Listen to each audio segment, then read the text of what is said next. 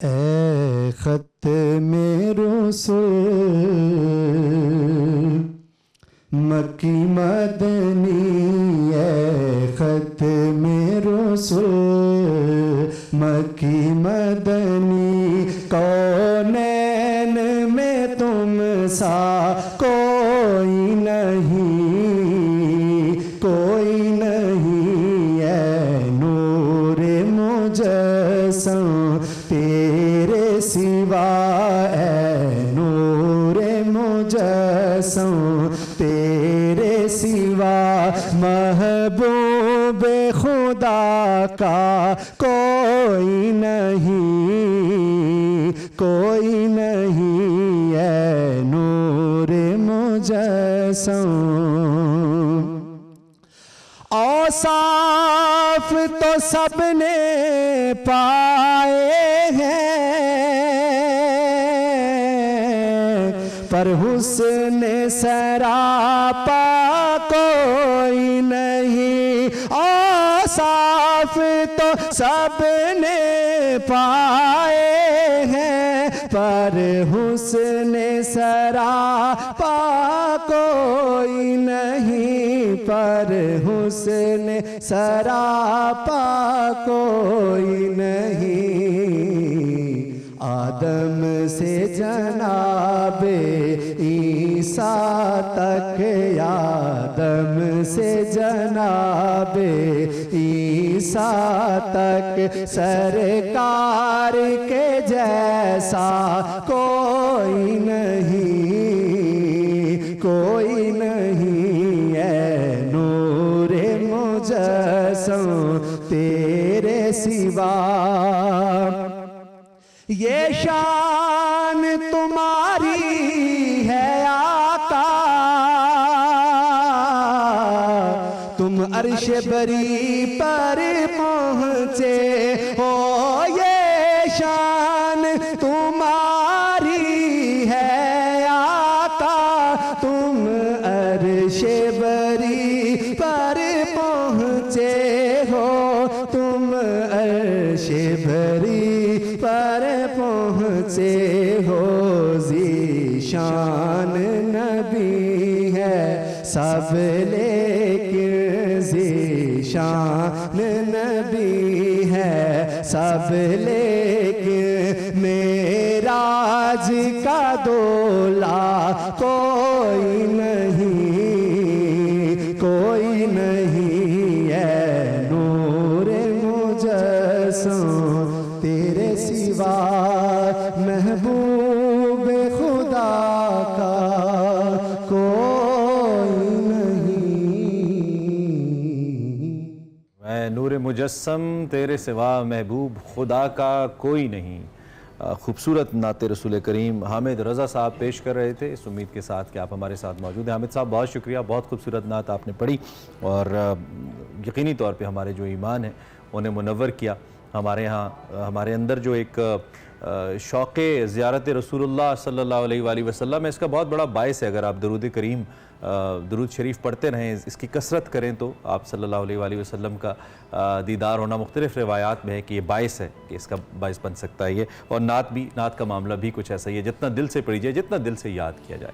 खैर रमज़ान का एक और सिलसिला है, आज 12वीं एपिसोड है और 12वां रोज़ा भी है। इस उम्मीद के साथ कि आप हमारे साथ मौजूद हैं, आपका रोज़ा खैर से तकमील की जानिब गामज़न है। मैं हूँ इमरान हसन और मैं हूँ अरमला हसन। उम्मीद करते हैं रोज़ा अब तक आपका ठीक जा रहा होगा। मौसम की तब्दीली ने आपके रोज़े के ऊपर खातिर खास असर नहीं डाला होगा, चूँकि आज गर्मी हो रही है। फिर अभी कुछ प्लेजेंट हो गया था शाम जब हम ऑफिस आ रहे थे, इनफैक्ट तब तक वेदर। सो उम्मीद करते हैं जी आपका रमज़ान अच्छा गुजर रहा है। और आज 23 मार्च भी है।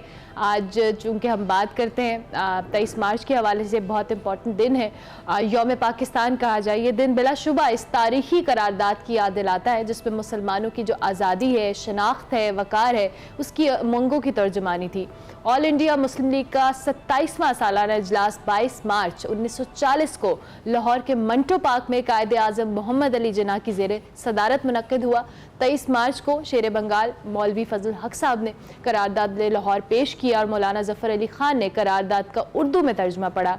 ये करारदाद लाहौर के हवाले से बात की जाए तो कुल 4 पैराग्राफ और 400 अल्फाज पर मुश्तमिल थी, जिसका मकसद था कि बरसग़ीर के मुसलमानों के लिए एक अलहदा रियासत कायम की जाए। बिल्कुल एक अजीम रियासत का ख्वाब था जिसमें तमाम मुसलमान अपने फ़राइज़ मनसबी, अपने मजहबी फ़राइज़, दीगर फ़राइज़ आज़ादी से सर अंजाम दे सकें, जहाँ वो अपनी मईशत और माशरत को अपने मुताबिक चला सकें, अपनी इस्लामी तारीख़ को मद्देनज़र रखते हुए, अपनी इस्लामी तालीमात को मद्देनज़र रखते हुए, जहाँ पे कोई अंग्रेज़ों की ग़ुलामी ना हो, जहाँ पे हिंदुओं की मोहताजी ना हो, अक्सरियत की मैं बात कर रहा हूँ। तो एक ऐसी रियासत का क़याम था 2 कौमी नज़रिए के ज़ेर असर, और यही गम्माज़ी करारदाद पाकिस्तान भी करती थी। और उस वक्त के जो मुदब्बिर तरीन आदमी भी हम कहें तो गलत नहीं होगा, या one of the most intelligent and intellectual person Quaid Azam Muhammad Ali Jinnah रहमतुल्लाह अलैह, उनकी क़यादत में इस तहरीक ने बाकायदा तौर पर ज़ोर पकड़ा, रहनुमाई उन्होंने की, सब ने हिस्सा बक़दरे जुस्सा अपना किरदार अदा किया। और फिर बिलाखिर उसके तकरीबन 7 साल के बाद 1947 में 14 अगस्त पाकिस्तान मौर्ज़ वजूद में आया। ये ख्वाब तो बहुत बड़ी रियासत का था, बहुत अजीम रियासत का था, लेकिन क्या वो अजीम रियासत का ख्वाब सिर्फ उस रियासत के बन जाने से शर्मिंदा ताबीर हुआ? उस वक्त तक तो बिल्कुल ठीक, लेकिन उसके बाद क्या हम इस रियासत का हक अदा कर पाए? क्या हमारी आज की जो नस्ल है वो जहाँ खड़ी है वो इस रियासत की उस करारदाद की हिमायत करती नज़र आती है, उसके मुताबिक चलती नज़र आती है? अगर आप मुझसे बतौर पाकिस्तानी पूछे तो इसका जवाब नफ़ी में है, नहीं में है। कहाँ पे कमज़ोरी रही और आज का यौम पाकिस्तान क्या पैगाम दे रहा है जब हम इतनी दिहाइयाँ आज़ाद हुए गुजार चुके हैं? किस तब्दीली की ज़रूरत है हमारे अंदर, इस पर बात करेंगे। और फिर इस्लामी नुक्ता निगाह से इस रियासत का क़याम रियासत मदीना के बाद सबसे अहम है इस इंसानी तारीख़ के अंदर, जो इस्लाम के नुक्ता नज़र के हवाले से बनी, तो इसकी वो हैसियत और वो असलियत कहाँ तक हम बरकरार रख पाए, इस पर भी हम बात करेंगे। बड़ा आम दिन है। बहरहाल आप सबको यौम पाकिस्तान मुबारक। इन सवालात का जवाब तलाश करने की कोशिश करेंगे। और हमारे मेहमान हमारे साथ मौजूद हैं, प्रोफेसर नासिर महमूद हमारे साथ मौजूद हैं और प्रोफेसर फ़हद अली काज़मी हमारे साथ मौजूद है। दोनों मेहमानों का बहुत शुक्रिया कि आपने हमें ज्वाइन किया। साथ भाई आज आप पेट से तो होके नहीं आ रहे हैं ऐसे लग रहा है। सही है, जबरदस्त। अच्छा जी, इसके साथ साथ अहमद हमाद किचन में हमारे साथ मौजूद है। देखते हैं आज अहमद के मेन्यू में क्या है। अहमद अस्सलाम वालेकुम। वालेकुम अस्सलाम। क्या है अहमद आज मेन्यू में? आज दाल मखनी है। वाह वाह, ठीक है। और मैंने कहा इतने दिनों से चिकन खिला रहे हैं, कुछ आप अब दालों का बीन्स के ऊपर आ जाएं। प्रोटीन सेम रहने दिया है, लेकिन अब दालों में आ जाएंगे। क्या बात है। तो ये इसकी कुछ हिस्ट्री दाल मखनी की इस तरीके से है कि ये रेफ्यूजी कैंप की जो है ना वो इजाद करदा दाल है। अच्छा।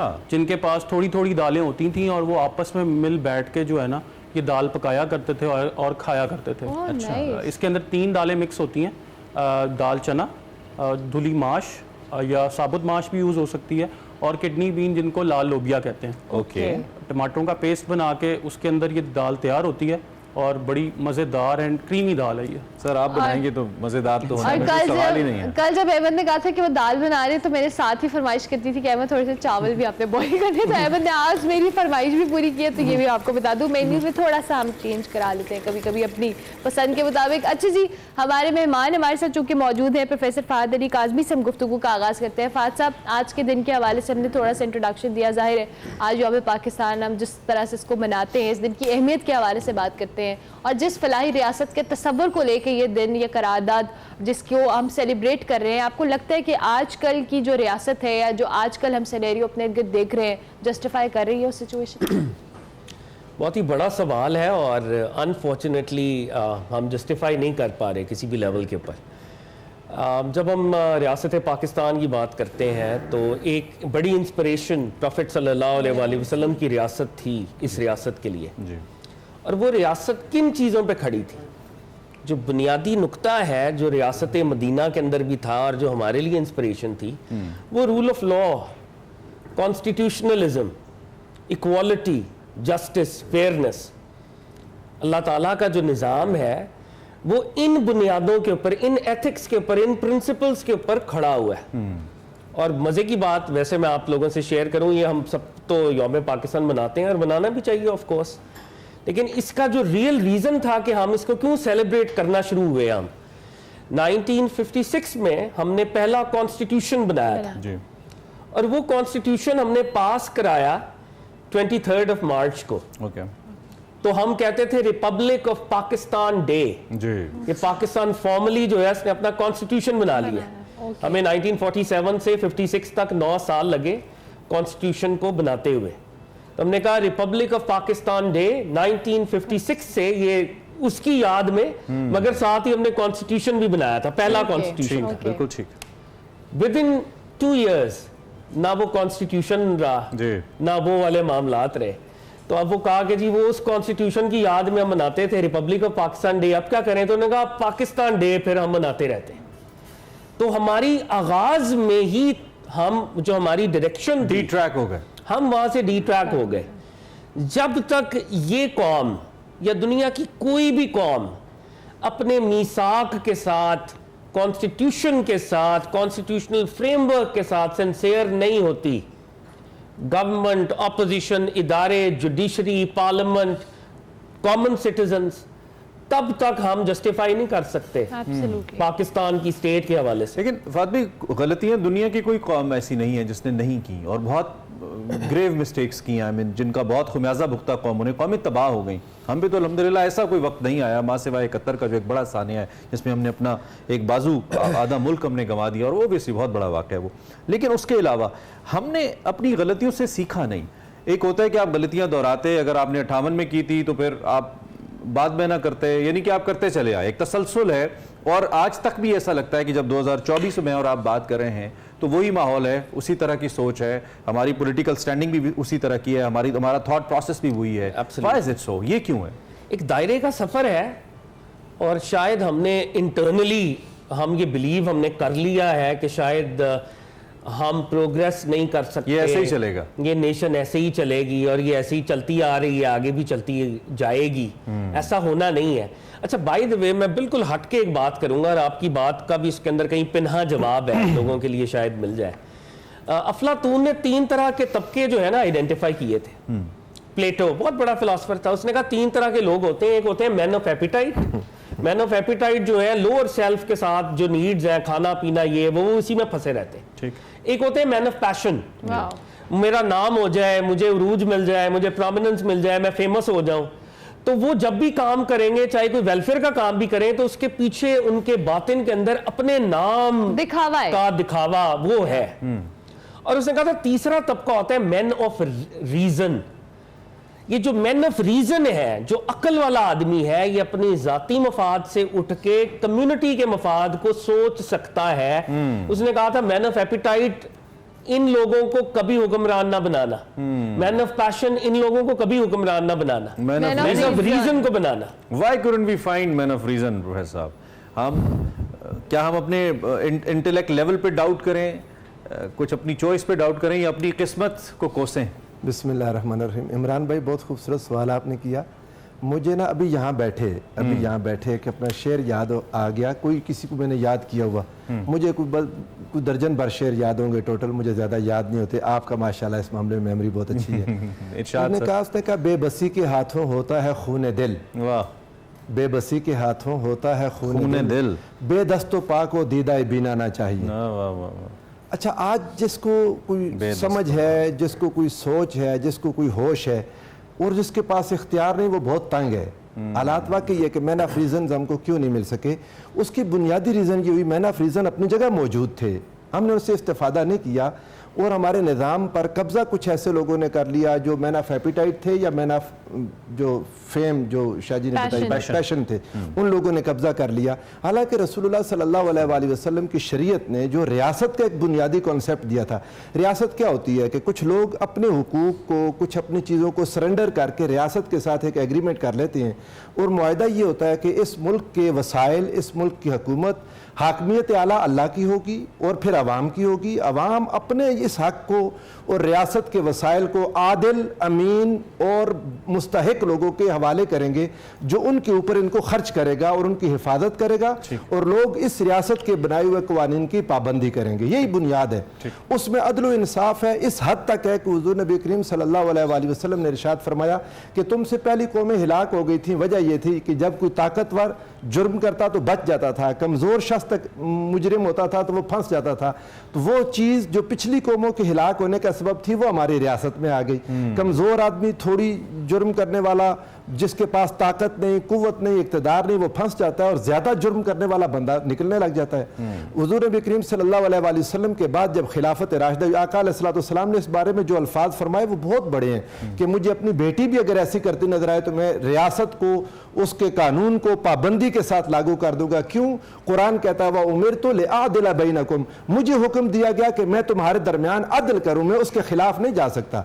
हज़रत सैयदना फारूक आज़म रज़ियल्लाहु ताला अन्हु ने एक दफ़ा लोगों के सामने कहा कि लोगों, मैं तुम्हारे अंदर जो अपने नायब मुकर्रर करता हूँ और वाली मुकर्रर करके भेजता हूँ, इनका मकसद तुम पर टैक्स लगाना और तुम्हारे साथ ज्यादती करना नहीं है। इनका मकसद ये है कि ये तुम्हारी दुनिया को अच्छा बनाए, तुम्हें रसूलुल्लाह की सुन्नत और सीरत और शरीयत सिखाएं। अगर कोई तुम पर ज्यादती करेगा तो मैं उससे बदला लूंगा। मिस्र के गवर्नर थे अमर बिन आस रज़ियल्लाहु ताला अन्हु, खड़े हो गए। उन्होंने कहा कि ए उमर, आप अमीरुल मोमिनीन, आप अपने लगाए हुए गवर्नर्स को लोगों के सामने बदले के लिए पेश करेंगे? आपने कहा अमर बिन आस, ऐसी बातें ना करो, मैंने रसूलुल्लाह सल्लल्लाहु अलैहि वसल्लम को खुद अपनी जात से बदला लेते देखा है। वाह वाह वाह, तुम गवर्नर की बात करते हो। कोई शख्स खड़ा हुआ, उसने कहा जी इन्होंने मेरे साथ मुझे कोड़े मारे और बिला वजह मारे, वो साबित नहीं कर सके। उसके बेटे पर हजरत उमर ने कहा कि उठो, इस बड़े बाप के बेटे से बदला लो।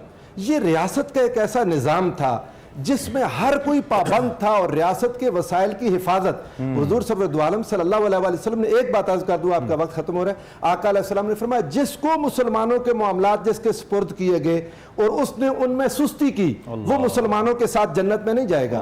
और जिस किसी ने उसमें वहुवा गाशिन लहुम, जिसने उनके अंदर कोई मिलावट कर दी और बेईमानी कर दी, आपने फरमाया हुजूर अलैहि सलाम ने उसके लिए जन्नत हराम कर दी। बड़ी खूबसूरत बात। ठीक हो गया, गुफ्तगू के सिलसिले को हम आगे बढ़ाएंगे। वक्त तो एक ब्रेक का, ब्रेक के बाद वापस आते हैं। आप देखते रहिए खैर रमज़ान। खैर रमज़ान में आपको एक बार फिर से खुश आमदीद। बात करें आज हम 23 मार्च के हवाले से एक फलाही रियासत को लेके क्या क्या चीज़ें थी जिसकी बुनियाद के ऊपर इस रियासत का क़याम अमल में लाया गया और अब कहाँ पर हम किस चीज़ पे सफ़र कर रहे हैं, या किस ये जो सफ़र है हमारा ये कहाँ जाकर रुकेगा और किस तरह से बेहतर होगा। फात साहब, 76 साल हो गए और हम इसी, अभी वो आपने कहा ना, एक दायरे के सफ़र में फंसे हुए हैं कि एक जो सिस्टम चला आ रहा है वहीं से घूम के वहीं पे आके खड़े हो जाते हैं। चेंज लाने के लिए किसी को चेंज इनिशिएट भी करना है और अनफॉर्चुनेटली हमारे यहाँ अभी तक इस तरह का कोई मामला नज़र नहीं आ रहा कि चेंज कहीं से आएगा। हमारे यहाँ अनफॉर्चुनेटली चेंज के नारे तो बहुत लगे, लेकिन हमने देखा कि जिन्होंने नारे भी लगाए असल में वही पॉलिटिकल क्लास और वही पॉलिटिकल डायनामिक्स में वो लोग भी फंस गए। अल्टीमेटली हम सब एक ही हैं at the end of the day. और मेरा ख्याल है हमें जरा रूट्स की तरफ वापस जाना पड़ेगा। मुझे इकबाल का वो जुमला याद आता है, मैं अक्सर उसे कोट करता हूँ। 1930 में जब आपने खुतबा इलाहाबाद दिया तो आपने फरमाया कि हमें एक ऐसा मुल्क चाहिए where we will be able to rid ourselves from the stamp of Arab imperialism। अरब मलूकियत के जो बदनुमा दाग हैं जो इस्लाम के ऊपर लग गए हैं, हमें एक ऐसा वतन चाहिए कि हम उन दागों से जान छुड़ाएं। मतलब वो दाग जो बनु उमैया ने, बनु अब्बास ने, इन बादशाहों ने दिए, क्योंकि इंपीरियलिस्टिक निज़ाम क्या है, अवाम के हकूक को स्नैच किया जाता है।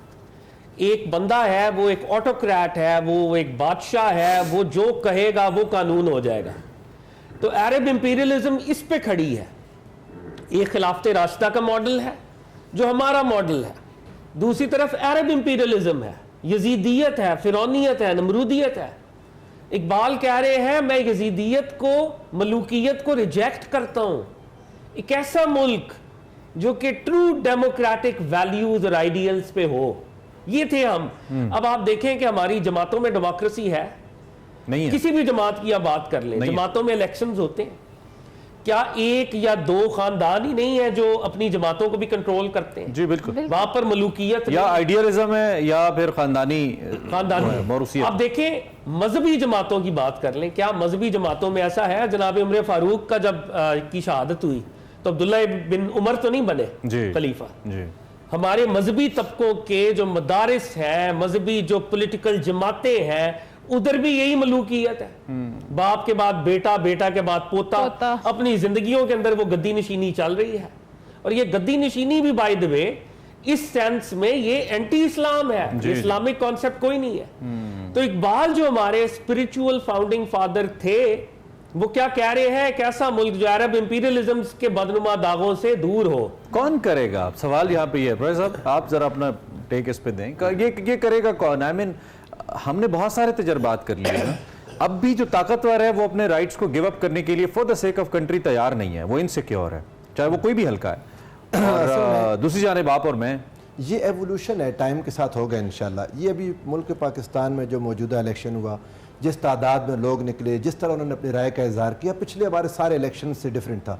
मुझे इससे कुछ उम्मीद पैदा होती है कि ये नौजवान खुद उठेंगे, ये अवेयर हैं, ज़्यादा पढ़े लिखे हैं, इनके अंदर होश है, सोच है। वो बरादरीज़म, वो थाना कल्चर, वो पटवारी, वो तबका, वो कब्ज़ा, आहिस्ता आहिस्ता नौजवान उससे बाहर निकलेंगे। जब उससे बाहर लेकिन यहाँ पे एक सवाल ये भी है कि नौजवान भी जिस आइडियलिज्म का शिकार हैं, वो आइडियलिज्म ने भी उन नौजवानों, उस नौजवान को कुछ नहीं दिया। जैसे वफाद भाई ने बड़ी अहम बात की कि जो तब्दीली की बात करता है वो खुद आके तब्दील हो जाता है। देखिए खराबी से निकल कर फौरन ठीक नहीं हो जाएगा, एक सफर है, बहरहाल एक कदम आगे बढ़े, ये पीछे नहीं गए, उन सारी पिछली कबातों से निकल आए। अगर आगे को कबाहत है तो उससे भी निकलेंगे। मैं अगर इसको एक जुमले में कहूं तो हमें मायूस करने में बतौर अवाम कोई कसर उठा किसी ने नहीं रखी, चाहे कोई इदारा है चाहे कोई सियासी जमात। ये बात है ना, असल में आपको बताऊं, जब एवोल्यूशन होता है तो ऐसे होता है। रेवोल्यूशन एक ऐसी चीज है जिसकी तरफ अगर आप जाए, इनकलाब, अगर इनकलाब है तो अवाम अपने हक के लिए निकल जाए बहुत बड़ी तादाद में, और वो इनकलाब बपा कर दे और अपने हक पर गासिब हर जालिम को पकड़ के उतार दे। वो एक ऐसा तरीकाकार है कि शायद हमारे मुल्क में अल्लाह ताला उससे महफूज रखे। वो हमारे वज़ीर आज़म साहब भी कहते हैं कि खूनी इनकलाब ना आ जाए, उससे डरना चाहिए हमारे तबक़ात को।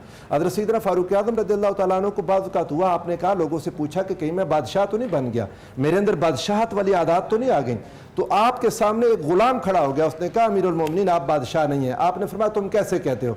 उसने कहा आप हक के साथ लेते हैं, हक के साथ देते हैं, ना इंसाफी नहीं करते, और ये बादशाह ऐसे नहीं करता। आप शुराइयत पर कायम है, व अम्रुहुम शूरा बैनहुम, आप मुशावरत करते हैं। लेकिन इसका मुजाहरा तो हम क्या ही करें, हम आज भी अपने सरवरान मुमलिकत को परेड में भी देख रहे थे। हम अगर अब भी बात नहीं करेंगे तो फिर कभी नहीं करेंगे। आज भी वो जर्मन गाड़ियों में आए हैं, जर्मन गाड़ियों में गए हैं, प्रोटोकॉल में आए हैं, प्रोटोकॉल में गए हैं। एक ऐसा मुल्क जिसका कर्जा उतारने की, एक किस्त उतारने के लिए 11 अरब डॉलर की आपको जरूरत है, उसमें आपने मैसेज नहीं दिया ऑस्टेरिटी का। आप चाहते तो कर सकते थे, नहीं किया आपने। आप जो शाहजी कह रहे थे खिलाफत राशिदा मॉडल है, हजरत अबू बकर रज़ियल्लाहु ताला अन्हु जब खलीफा बनते हैं तो आपकी तनख्वाह मुकर्रर होती है एक आम मजदूर के बराबर में जो दरमियाने दर्जे की तनख्वाह लेता है, और इसके बावजूद जिस वक्त आपका विसाल हुआ तो कुछ दिरहम जो घर में जमा थे वो रियासत को वापस जमा करवा दिए कि ये मैंने खरीदे थे किसी काम के। हजरत अमीरुल मोमिनीन अलैहिस्सलाम सैयदना मौला अली मुर्तज़ा, आपका विसाल हुआ, 700 दिरहम घर में पड़े थे, एक गुलाम खरीदने के लिए आपने जमा किए थे, और वो 700 दिरहम के मैं गुलाम ले लूं, लेकिन उससे पहले शहादत हो गई और आप अपने घर के कामों के लिए गुलाम नहीं खरीद सके। तो हमारे हुक्मरानों को अगर करेंगे ना ऐसे लोगों के हुकूक के साथ, हजरत कहीं खड़े नहीं होते, कहीं जस्टिफाई नहीं करते। मुझे ब्रेक लेनी है, माजरत के साथ ब्रेक लेते हैं। ये सवालात, इनके जवाबात आपको भी पता है, हम सिर्फ तस्करा कर रहे हैं ताकि शायद कि तेरे दिल में उतर जाए मेरी बात। ब्रेक के बाद आते हैं। खैर रमज़ान में आपको एक बार फिर से खुशामदीद। हमें ये मालूम है कि कायनात के ऊपर तहकीक करने के लिए या इस कायनात को मुसख्खर करने के लिए, इसकी तस्खीर के लिए कितना ज़ोर दिया है कुरान करीम ने, और बार बार ये कहा गया है कि आप इसमें होने वाली तब्दीलियों से सीखें, इस पर गौर व फिक्र करें। एक तो ये गौर व फिक्र कितना ज़रूरी है, इस पर हमने बात करनी है, और दूसरा ये कि ये ताकीद बार बार क्यों की गई है। और एक बहुत इंपॉर्टेंट नुक्ता है, वो ये है कि पहला दर्जा इसका मालूम है। अगर हम मालूम की जानिब जाएंगे तो फिर नामालूम से पर्दा खुद ब खुद उठता चला जाएगा। हमारे सेगमेंट में इसी पे बात हो रही है, बहुत अहम है, आपको दिखाते हैं।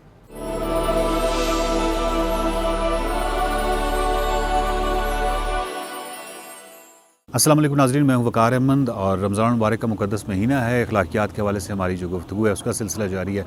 अखलाकियात के साथ साथ इस्लाम में बहुत सख्ती से ताकीद भी की गई है और बार बार कहा गया है कि कायनात पर गौर व फिक्र करें। और ये जो दावत है कायनात पर गौर व फिक्र करने की, इस हवाले से हम बातचीत करेंगे।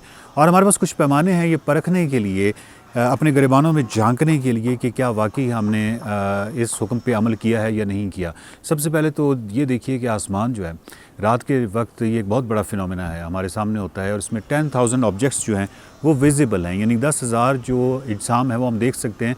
वो चाहे सितारे हैं, चाहे वो सैयारे हैं, चाहे वो कोई क्लस्टर्स हैं, हम देख सकते हैं। लेकिन हमारे अंदर किस हद तक तजस्सुस वाक़या हुआ है, हम किस हद तक क्यूरियोसिटी हमारे अंदर हुई है कि ये जो ऑब्जेक्ट है, ये जिस वक्त हमारे सामने नज़र आ रहा है, ये कितने लाइट ईयर की दूरी पे है, इसने कब ये पैदा हुआ, ये स्टार है या ये प्लैनेट है, मतलब इस तरह की जो चीज़ें हैं वो किस हद तक हमारे अंदर इन चीज़ों ने तजस्सुस जो है उसने जन्म लिया, और उसके बाद इस तजस्सुस को दूर करने के लिए क्या हमारे मोबाइल में वो ऐप्स मौजूद हैं जो कि ये बता देती हैं, जब वो आपको डायरेक्शन करते हैं उस तरफ तो वो आपको एग्जैक्टली बता देती हैं कि ये जो ऑब्जेक्ट है ये क्या है, और वो आपको विकीपीडिया पे भी ले जाएंगी और आपको तमाम तफसीलात जो हैं वो आपको मिल जाएंगी।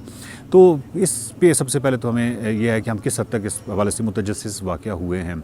दूसरा जो इसमें बहुत ही अहम चीज़ ये आ जाती है कि इल्म जो है वो दो तरह का होता है। एक है कि जो कि दरियाफ़्त शुदा है, यानी ऑलरेडी दरियाफ़्त हो चुका है, वो इल्म मौजूद है, और एक है कि हमने अभी दरियाफ़्त करना है, यानी नामालूम का जो दायरा है।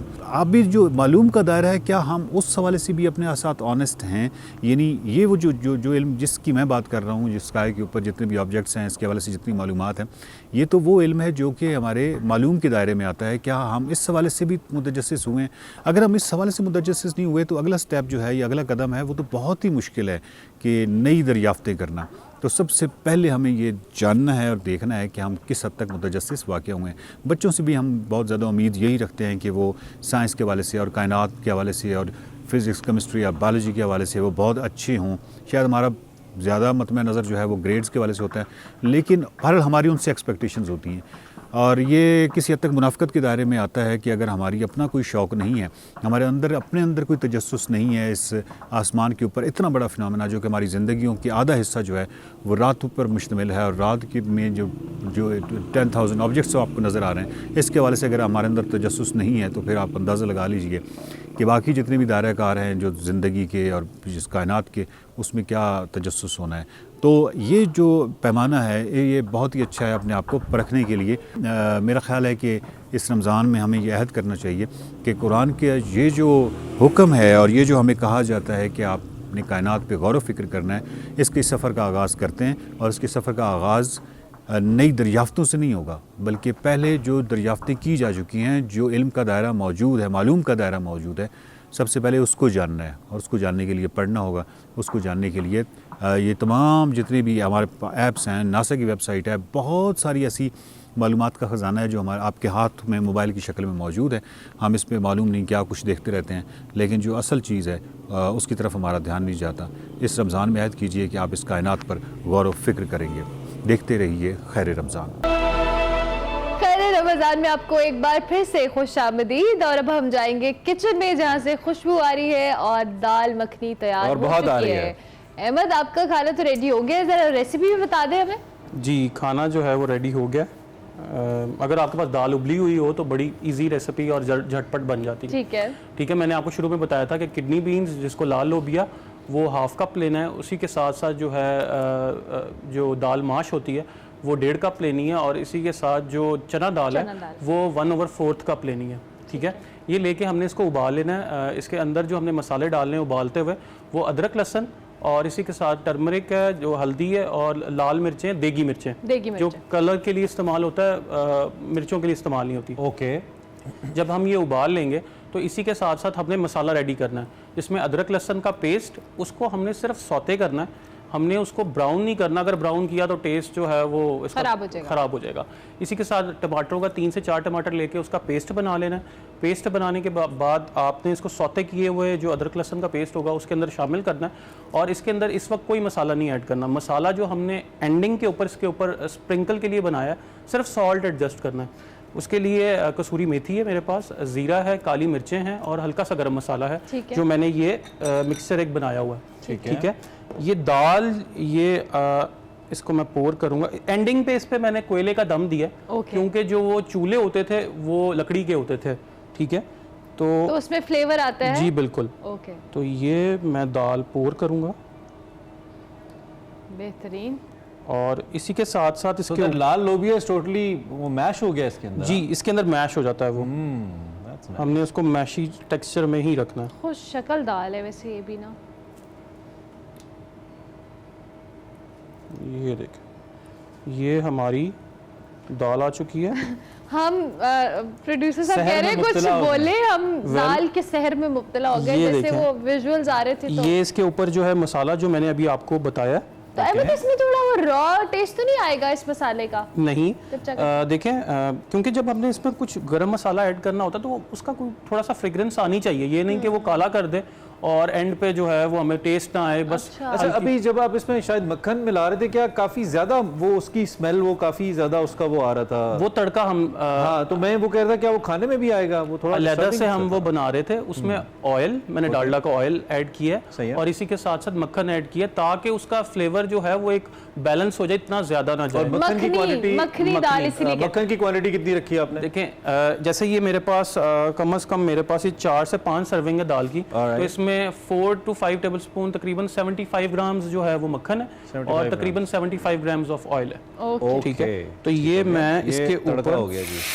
अरे वाह, होए होए, ठीक है, क्या बात है। और इसी के साथ साथ नाज़रीन, लाहौर में इफ्तारी का टाइम होने वाला है, आप दाल मिक्स देखकर कर लूंगा। बिल्कुल परेशान दिल ना थाम हो, के अभी बैठिए, दिल आपको थाम के खाने को बैठिए। मिलेगा, ये नहीं आपके घर में जो अहमद बना है टेस्ट का आपको मुझे नहीं मिलेगा। पता, लेकिन यार it looks beautiful, I mean delicious, बहुत जबरदस्त लग रही है, कलर बहुत अच्छा है। Very good. ये देखें, ये हमारी दाल मखनी की रेसिपी आज तैयार हो गई है। ओके, चिकन से हमने हटा दिया आज आपको। Very good. अहमद, चावल आपने बॉईल कर लिए है ना? जी जी, चावल बॉईल क्या हो गए। बात है, चले, बस रेसिपी ये दाल कार्ड भी आई चावल। बिलीव एक दफा फिर फ्लैश कर दीजिए एहतियातन, अगर किसी ने नहीं नोटिस किया या नहीं देखा तो रेसिपी कार्ड एक बार फिर देख ले, ताकि आप ये रेसिपी कार्ड है जी दाल मखनी का और घर में बनाए। और ये आपने कहा 5% सर्विंग है, ये भी कॉस्ट इकोनॉमिक है, बनाने वालों के लिए पैसे बचाएगी लोगों के।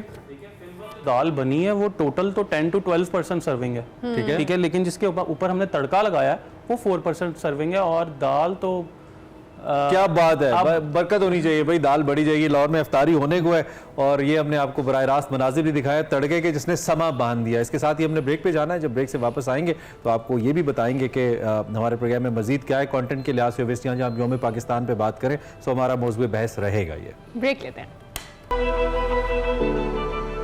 खैर रमज़ान में आपको एक बार फिर से खुश आमदीद। प्रोफेसर साहब, अभी ब्रेक पर जाने से पहले भी जब हम बात कर रहे थे तो आपने कहा कि आप बहुत ऑप्टिमिस्टिक थे और आपने पिछले साल भी जब हमें याद है कि बात हो रही थी तो आप होपफुल हैं कि ये आइंदा आने वाले सालों में चीज़ें बेहतरी की तरफ जाएंगी। आपको लगता है कि जो सिनेरियो, करंट सिनेरियो हम देख रहे हैं, जिसमें चाहे हमारे नौजवान हैं, हमारे सियासतदान हैं, किसी भी शोबा ज़िंदगी से ताल्लुक़ रखने वाले अफराद हैं, क्या उनकी डायरेक्शन या उनको जिस तरह से उनको वो अपने आइडियल्स को फॉलो कर रहे हैं, जिस तरह से वो आगे बढ़ रहे हैं, क्या ये चेंज पॉजिटिविटी की तरफ जाएगा, ना कि नेगेटिविटी भी साथ साथ लेके चली जा रही है? देखिए, इसमें इस पर जितना मर्जी डिबेट करवा लें, कुछ कहेंगे ये नेगेटिव की तरफ जा रहा है, कुछ कह रहे हैं पॉजिटिव। मेरा बुनियादी एक इनर्शिया टूट गया, जमूद टूटा है। मुझे जो खुशी है वो ये कि जमूद टूटा है। वो जो पिछले 75 ईयर्स से हमारे ऊपर कायम दायम था, वो चूंकि हमारे जनाजे में आया इसलिए उसको वोट देना है, वो चूंकि हमारा फलां है, लोगों ने एक बना लिया था। अच्छा, और उससे उम्मीद ही नहीं पैदा हो रही थी कि यार लोग इससे निकलते ही नहीं, कोई क्राइटेरिया नहीं था, कोई अमानत, दयानत, इल्म, कोई कुछ भी नहीं। तो जो बाप बेटे जो बने हुए थे, पुराने वक्तों के जो हुक्मरान थे, उनके बेटे उनके बेटे उनके बेटे, वही कुछ हो रहा था। ये फॉर द फर्स्ट टाइम आपको एक चीज़ होप दिलाती है कि लोग उस चीज़ से निकले हैं। आगे ये दुनिया खुद फैसला करेगी ये पॉजिटिव था, नेगेटिव था। अगर ये पॉजिटिव नहीं था तो पॉजिटिविटी की तरफ जाएंगे, positivity through negativity. If it was negative, even then there is a possibility to gain positivity out of negativity. ये मुमकिन है, पॉसिबल है। लेकिन अगर ये पॉसिबल, ये अगर वाकई पॉजिटिव था तो जल्दी हो जाएगा, और अगर नेगेटिव था थोड़ा और सफ़र हमें करना पड़ेगा। लेकिन ये दायरे का सफ़र इंशाल्लाह ख़त्म होगा और हम इस दायरे से निकल कर अभी तक फ़िलहाल बहरहाल हमारे बतौर रियासत हम जाना कराची था, पेशावर की तरफ सफ़र कर रही हैं। और मज़े की बात यह कि वो किसी ने कहा था, वाए नाकामी मताए कारवां जाता रहा, कारवां के दिल से एहसास ज़िया जाता रहा। लेकिन ये एहसास ज़िया, आप जैसे नौजवान, आप भी एक उम्मीद है माशाल्लाह इस मुल्क के लिए, आप हैं, अल्लाह ताला आपको सलामत रखे। इस लोगों को अवेयरनेस दे रहे हैं। मीडिया जो इस लेवल पर काम कर रहा है, अगर वाकई अपना काम शुरू कर देगा, मीडिया भी, और अदालतें अपना काम शुरू कर दें, एक इंसाफ का रास्ता इंशाल्लाह, एक अवेयरनेस तो शुरू हो गई। अब कोई बंदा कैसे भी कहे वो पुराना इनर्शिया टूट गया, तो उम्मीद है इंशाल्लाह आगे बढ़ेंगे। ये जो हमें रोक कौन रहा है आगे बढ़ने से? आई मीन दुनिया ने फैसले किए, दुनिया उस पर चली। मेरे लिए सऊदी अरब अब एक बड़ी अच्छी एग्जाम्पल है। सऊदी अरब में अगरचे के बादशाहत है, लेकिन उसके बावजूद कुछ फैसले उन्होंने अपनी जो तारीख है उससे हटके और अपनी जो नॉर्म्स है उससे हटके बड़े सख्त फैसले किए, और उस फैसलों पे आप इस्लामी नुक्ते निगाह से तनकीद कर सकते हैं, उनकी तारीफ कर सकते हैं, वो एक अलग मौजू है, लेकिन वो फैसले किए उन्होंने और वो फैसले इंप्लीमेंट होते नजर आते हैं। इसी तरह कई और ममालिक की हमारे, यानी कि जो उन ममालिक ने सोचा कि हमारे लिए ठीक है उस पर उन्होंने अमल करना शुरू किया और उसके रिजल्ट्स वो ले रहे हैं। आगे रिजल्ट्स क्या, हमने कहीं पे अगर फैसला किया भी, फॉर एग्जांपल हमने APS अटैक के बाद फैसला किया था कि हम दहशतगर्दी के खिलाफ लड़ेंगे, हमने एक नेशनल एक्शन प्लान बनाया, थोड़ा अर्सा उस पर अमल किया, फिर हम उस पर हट गए, हमने दहशतगर्दी को वाइप आउट किया, वो फिर से सर उठाने लगी, यानी कि कंसिस्टेंसी कहीं ना कहीं हम लैक करते हैं। तो हमें रोकता कौन है आगे बढ़ने से? फाज़ साहब, वो मशहूर बात थी ना, beggars can not be choosers. जी, बुनियादी तौर पे पाकिस्तान एक ऐसे पॉलिटिकल सिनेरियो के अंदर है, एक ऐसे जियो स्ट्रेटेजिक सिनेरियो के अंदर है कि बहुत से फॉरेन एलिमेंट्स, फॉरेन कंट्रीज़ का इन्फ्लुएंस है जो कहीं ना कहीं हमें कबूल करना पड़ता है।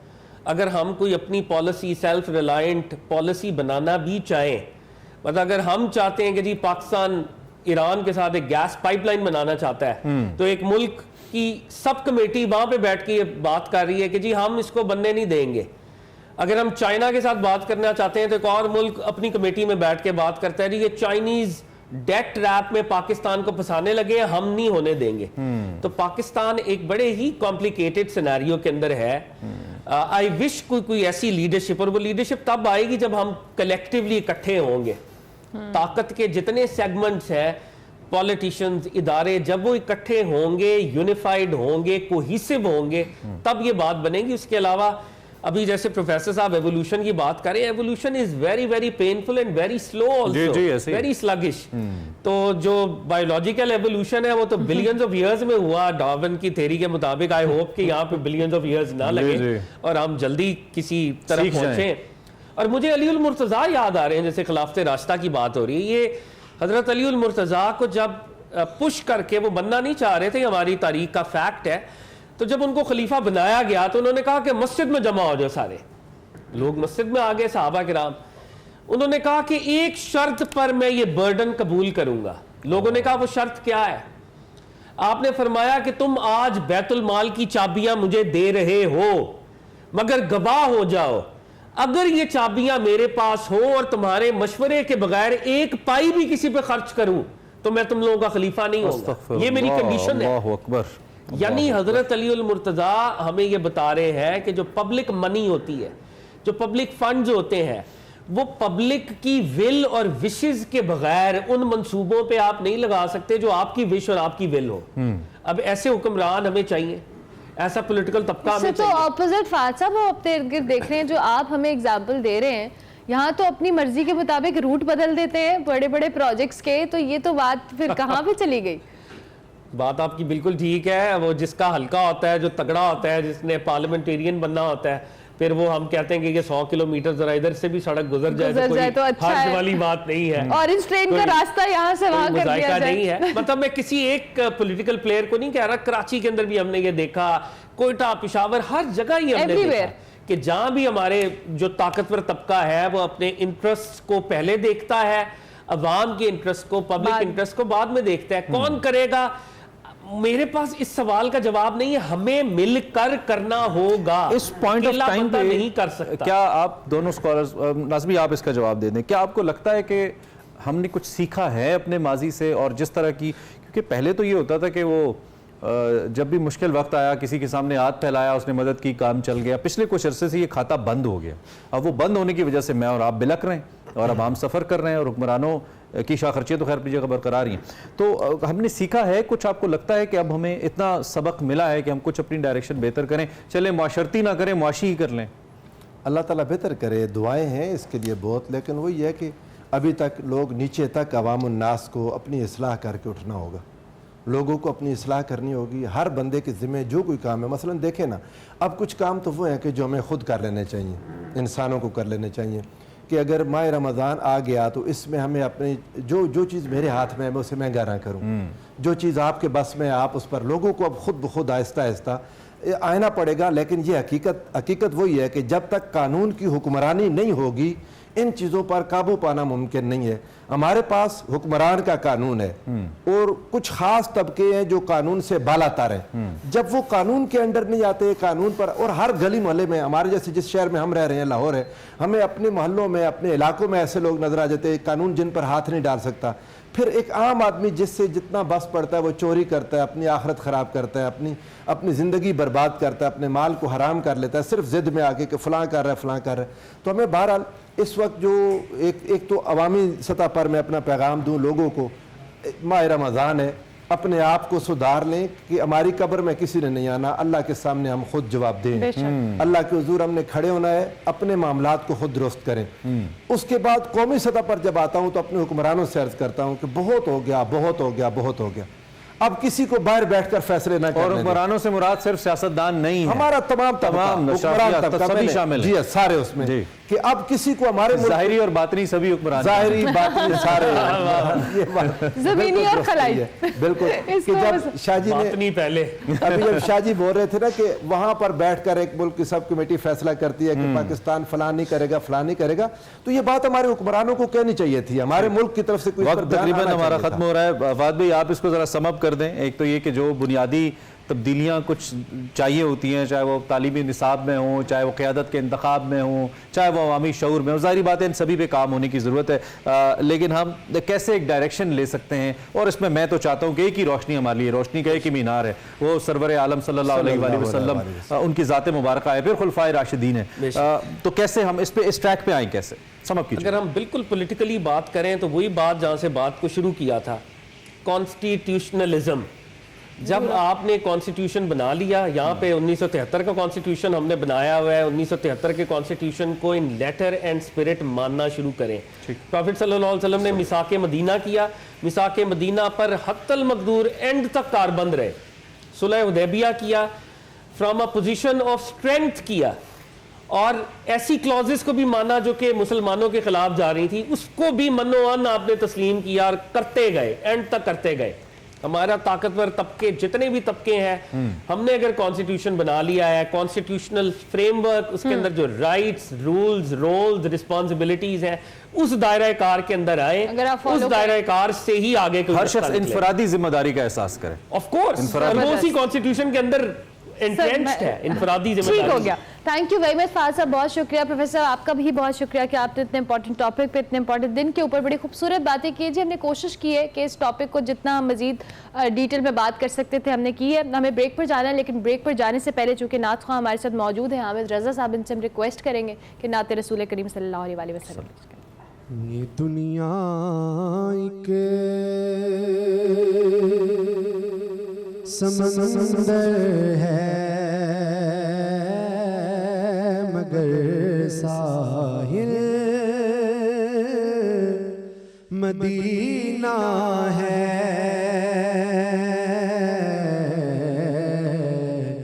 ये दुनिया के समंदर है मगर साहिल मदीना है। ये दुनिया के समंदर है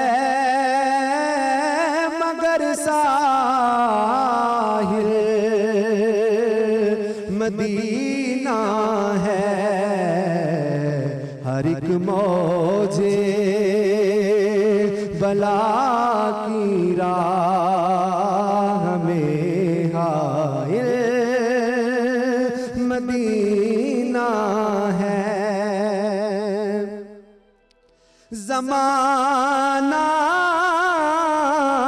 धूप है और छाँव एक बस्ती में। ज़माना धूप है और छाँव एक बस्ती में। ये दुनिया जल के बुझ जाती मगर शामिल मदीना है ये दुनिया जल के बुझ जाती मगर शामिल मदीना है।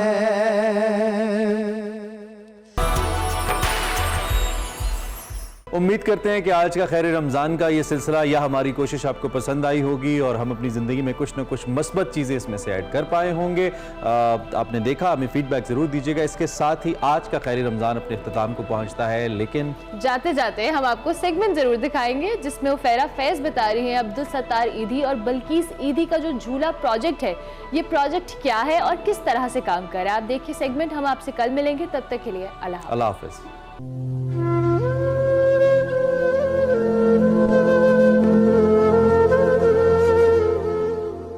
अब्दुल सत्तार ईदी और बिल्कीस ईदी के प्रोजेक्ट झूले से तो आप सभी लोग वाकिफ़ हैं। इसी प्रोजेक्ट की बदौलत हज़ारों लावारिस जानें आज इस दुनिया में एक खुशगवार ज़िंदगी गुजार रही हैं।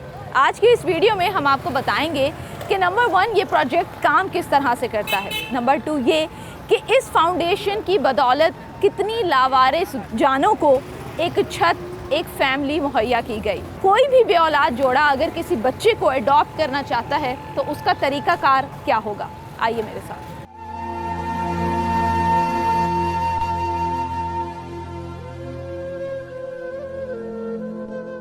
नाज़रीन, इस वक्त हमारे साथ मौजूद हैं फैसल जलाल साहब, जो इंचार्ज हैं ईदी फाउंडेशन लाहौर के। अस्सलाम वालेकुम सर, कैसे हैं आप? वालेकुम सलाम, ठीक ठाक। फैसल साहब, मेरा आपसे यही सवाल होगा कि आज से 40 से 50 साल पहले लगभग इस प्रोजेक्ट को लॉन्च किया गया था, तो बिल्कीस ईदी साहिबा को क्या ज़रूरत पेश आई थी उस वक्त? क्या इस तरह के हालात उन्होंने देखे थे जो उन्होंने सोचा कि मुझे ये प्रोजेक्ट लॉन्च करना है? किसी भी चीज़ को मार्ज़ वजूद आने में कुछ पीछे मुहर्रकात होते हैं, तो ये प्रोजेक्ट ऐसा ही था। इसमें लोग जो हैं हमारे माशरे के अंदर जो नौमौलूद बेबीज़ होते हैं, जो बच्चे होते हैं जो रखना नहीं चाहते लोग, तो वो कूड़ा करकट में फेंक देते थे, शापरों में बंद करके, जब वो पैदा होते हैं शापरों में बंद करके वो फेंक देना। फिर ये इस तरह के जो बच्चे थे वो ज़िंदा हालत में जब कूड़ा करकट के ढेर में फेंके जाते थे या शापर में फेंके जाते थे, तो उनको जानवर जो जानवर होते हैं वो खा रहे होते थे, और इस तरह की डेड बॉडीज़ अभी तक भी हमें मिलती रहती हैं। तो इस चीज़ को मद्देनज़र रखते हुए उस वक्त बिल्कीस ईदी साहिबा ने ये डिसीजन लिया था कि ये प्रोजेक्ट जो है ये होना चाहिए, झूला जो है पूरे पाकिस्तान के अंदर होने चाहिए। यहाँ पर जो बच्चों को डाल कर जाते हैं, क्या आप इन लोगों के बैकग्राउंड को जानते हैं या वो बच्चों को यहाँ पर क्यों छोड़ कर जाते हैं? क्या वजह हो सकती है आपकी नज़र में? ईदी के स्टाफ को एक सख्त इंस्ट्रक्शन है कि कोई भी बच्चा को झूले में डाल के जाता है, आप उससे नहीं पूछ सकते कि ये बच्चा आपने क्यों डाला। हम लेते हैं बच्चे को या वो झूले से उठाते हैं और रख के चले जाते, झूले से उठाते हैं, और उसको अगर तो बेबी जो है वो बीमार है या उसको ट्रीटमेंट करवाया जाता है, लेकिन उसके बाद फिर इसको फौरी तौर पे हेड ऑफिस भिजवा दिया जाता है। अच्छा, जब कोई फैमिली आती है तो क्या आप या आपका अमला झूले के इर्द गिर्द मौजूद रहता है और इस अमल को अपनी आंखों से आप लोग ऑब्जर्व कर रहे होते हैं? नहीं, ऐसा नहीं है। तो नाज़रीन, इस वक्त हम लिबर्टी मार्केट के इस झूले के पास मौजूद थे। आज मैं ये कोशिश करूँगी कि लाहौर में जितने ज़्यादा से ज़्यादा ईदी फाउंडेशन की जानिब से ये झूले नस्ब किए गए हैं, आपको उनका विज़िट कराएं ताकि आपको भी पता चल सके कि ये जो काम किया जा रहा है इसकी शाखें लाहौर में किन किन इलाकों में फैली हुई हैं। तो सर चलें। जी बिल्कुल।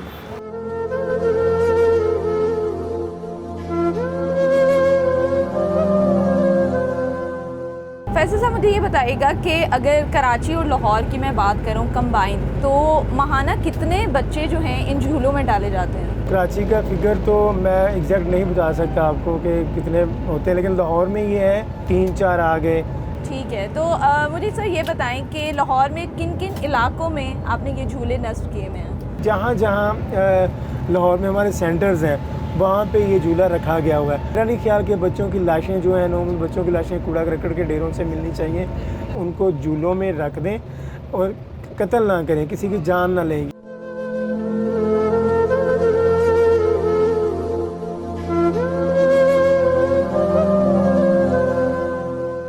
तो नाज़रीन, इस वक्त हम DHA फेज़ 1 ईदी सेंटर के झूले के पास मौजूद हैं। एनुअली कितने बच्चे आप लोगों को सड़क के किनारे से शॉपर में बंद या कूड़ेदानों में मिलते हैं? ये जो नॉर्मल बेबीज़ की डेड बॉडीज़ हैं ये तकरीबन हमें ज़्यादा मिलती हैं बनिस्बत जो ज़िंदा नॉर्मल बेबी होते हैं। क्योंकि पिछले साल बात करें तो 10 से 12 बेबी जिनकी डेड बॉडी हाँ अभी तक जो है ना वो पिछले सालों में मिले हैं।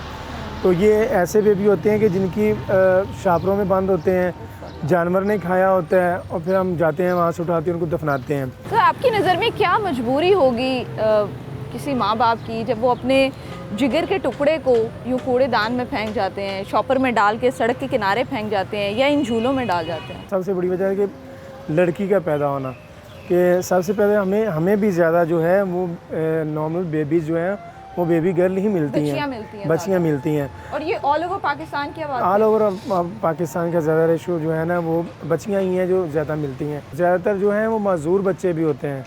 तो ये भी एक चीज़ हो सकती है कि जिसकी वजह से वो झूले में छोड़ देते हैं। मेरा ख्याल है कि माजूर बच्चों को रखने के पीछे वजह भी यही होती होगी कि पेरेंट्स को लगता है कि शायद हमारे लिए ये एक आजमाइश ना बन जाए, हमारे लिए इनको संभालना मुश्किल ना हो जाए। तो सर अब हम आगे किस लोकेशन पे जाएंगे? अभी हम जाएंगे मॉडल टाउन।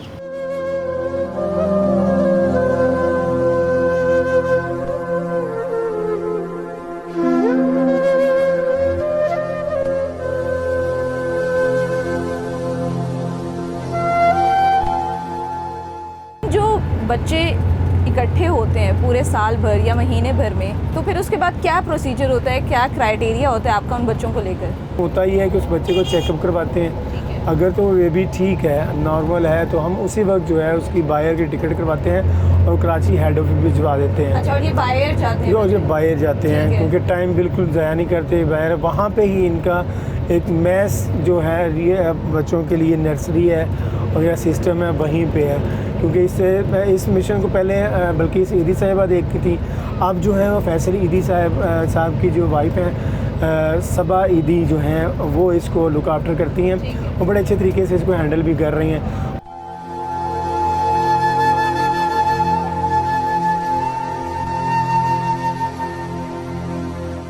तो नाज़रीन, इस वक्त हम ईदी फाउंडेशन के केवलरी ग्राउंड के पास मौजूद इस झूले के करीब मौजूद हैं। क्या इन झूलों में जो बच्चे मौजूद होते हैं उनको अडॉप्ट भी किया जाता है? जी बिल्कुल। ये जब प्रोजेक्ट लॉन्च हुआ था तो इसी वजह से हुआ था कि जिनकी औलादें नहीं हैं, जो बेऔलाद जोड़े हैं उनको दिया जाएगा। ठीक है। तो बिल्कुल वो प्रोसेस अभी तक जारी है। क्या प्रोसीजर सर? वो प्रोसीजर ये, हाँ जी बिल्कुल मैं बताना चाहूँगा। वो प्रोसीजर ये था कि पहले तो जो मियाँ बीवियाँ उनकी शादी को जो 10 साल का अर्सा होना बहुत ज़रूरी है। ठीक है। और पहले कोई औलाद नहीं होनी चाहिए।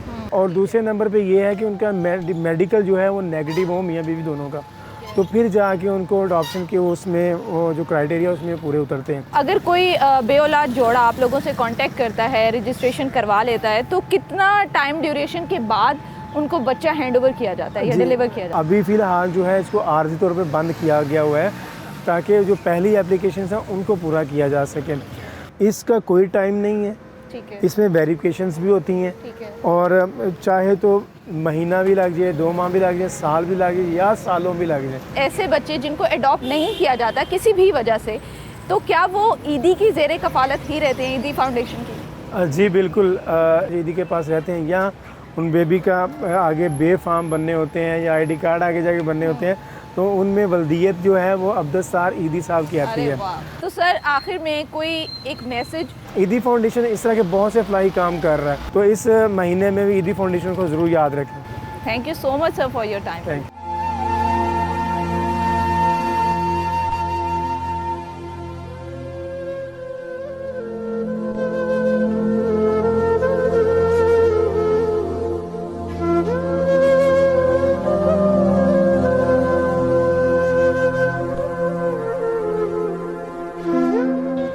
नाज़रीन, इन झूलों में डाले जाने वाले बच्चे बड़े होकर ना सिर्फ पाकिस्तान की तकदीर को बदलेंगे बल्कि मुल्क और कौम का नाम भी रोशन करेंगे।